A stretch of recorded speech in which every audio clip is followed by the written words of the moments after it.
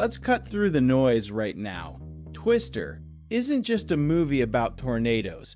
It's a cinematic adrenaline shot, a pure, unadulterated spectacle that arrived in '96 and rewired our brains for what summer blockbusters could be. Forget the plot for a second.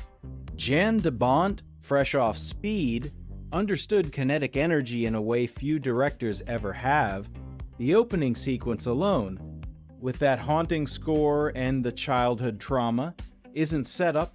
It's a declaration of intent.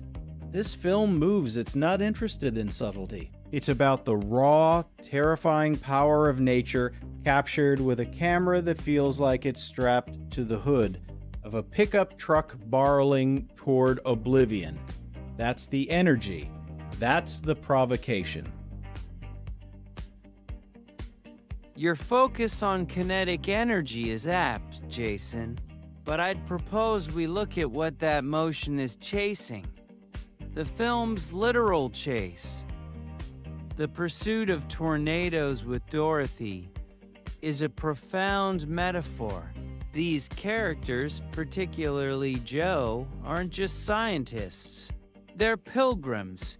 They're chasing ghosts, both literal in the form of her lost father and metaphysical. The tornado represents the sublime, nature's absolute, indifferent power. The chase, then, becomes a philosophical quest to touch the untouchable, to measure the immeasurable. It's a modern myth. The cow scene isn't just comic relief.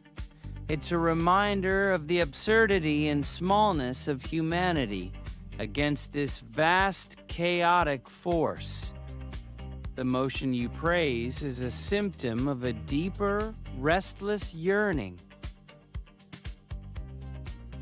That yearning is visualized through a technical revolution most people miss. De Bont and cinematographer Jacquin Green didn't just point cameras at storms, they created a visceral, tactile language. The shaky, dirt-seared lenses, the shots from inside the truck looking out at chaos, the way the camera itself seems battered by the wind. It's immersive filmmaking before that was a buzzword. And let's talk about the hybrid effects. Real water tanks, practical debris, actors genuinely being pelted, seamlessly blended with early, groundbreaking CGI for the tornado cores. This wasn't a cartoon. It had weight, grit, and a physicality that made you feel the pressure drop in the theater. It made the weather a tangible, monstrous character. The character of the weather, as you put it, exposes the film's central tension between the technological and the primal. The teams are defined by their tools. Joe's homemade, intuitive Dorothy versus Jonas's corporate, sterile DOT3. The film subtly argues that true understanding, perhaps even survival, doesn't come from cold data alone, but from a kind of embodied, almost spiritual engagement with the phenomenon. The climax isn't about deploying a device perfectly. It's about Joe literally chaining herself to Dorothy, physically tethering her body to her creation to achieve communion. It's a ritual. The technology is merely the vessel for a human need to connect, to sacrifice, and to finally let go of the ghost she's been chasing. But that climax is also a masterclass in pure escalating action geometry. Think about the progression. The first tornado is a tease, the second the deadly encounter. The twin tornadoes are a stunning set piece, and the final F5 is the ultimate boss fight. De Bont structures it like a video game or a mythic journey, each storm more immense and complex than the last. The sound design, that iconic roar, the silence of the eye, builds this unbearable tension. And amidst the chaos, he never loses the human scale. Bill Paxton's panicked face, the desperation in their eyes. It's not just big, it's intelligently big. Every shot, every edit serves to increase the magnitude and the personal stakes simultaneously. The personal stakes are rooted in a surprisingly nuanced view of relationships. The driving conflict isn't really Joe versus the storm, or even versus Jonas. It's Joe versus her own past, and how that past haunts her relationship with Bill. Their divorce in progress is the human storm system. The chase becomes their therapy, a forced proximity where they must navigate emotional debris as real as the flying tractors.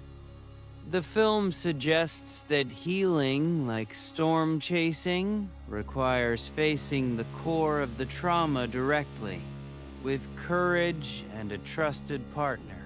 The final shot of them driving away isn't just a happy ending. It's a quiet acknowledgement that some chases end, making space for a new, calmer journey together, having faced the whirlwind and survived. And surviving is why this film's legacy is titanium solid.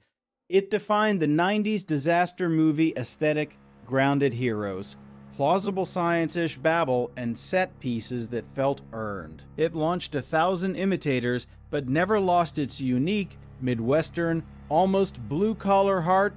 It made meteorology cool. More than that, it's a time capsule of practical filmmaking grit meeting the digital frontier.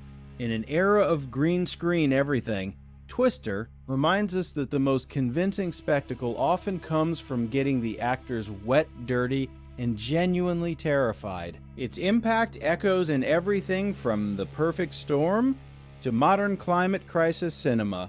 It's the blueprint.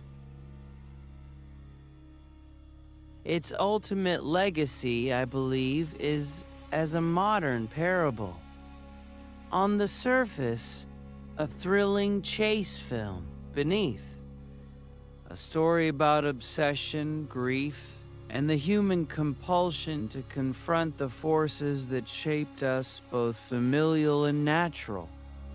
In an increasingly abstracted world, Twister presents a visceral, elemental confrontation. The tornado is a perfect metaphor for any overwhelming, life-altering event. Trauma, loss, change. The film asks, do we run? Do we hide? Or do we, like Joe, strap ourselves in and seek to understand the heart of the chaos? It's a question that resonates far beyond the Oklahoma plains. That is the quiet, enduring weight of this deceptively simple film. And that weight is why we need to keep talking about films like this. So, what did you think? Were you Team Dorothy or Team DOT? 3. Did Twister make you fear the sky or fall in love with the chase? Smash that like button if this analysis blew you away. See what I did there? And subscribe to the channel for more deep dives that tear apart your favorite movies. We're just getting started.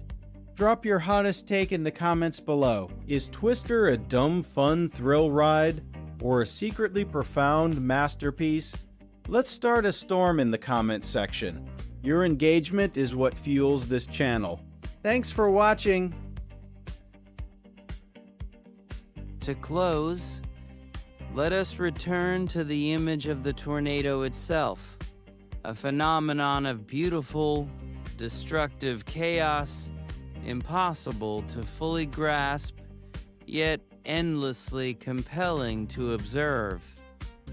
Twister, in its own way, achieves something similar.